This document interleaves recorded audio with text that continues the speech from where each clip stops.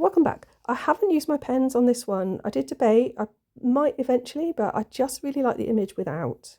This was looking at A13, A14 and A14A of Gardner's hieroglyphs. So it's something like hefty, mute. So hefty is something like enemy, a man with his arms tied behind his back.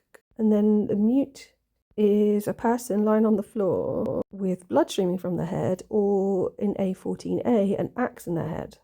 I kind of felt that these went together because the meanings do cross over. Obviously, there's different hieroglyphs, so they do have different meanings.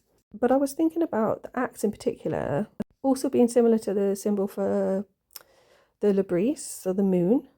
And the axe is also the name for several rivers, derived from the word for either water or river, not in hieroglyphs, but in like old Germanic and English, I think.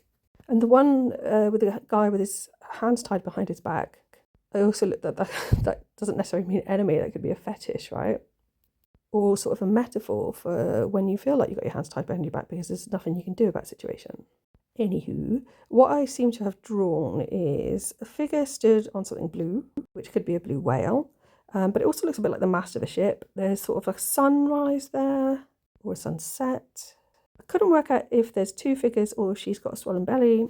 So I do like the way, like, there's the sunset and then there's something above it which looks a bit sphinx-like, kind of, and then some more yellow going up, which could be flax, I don't know.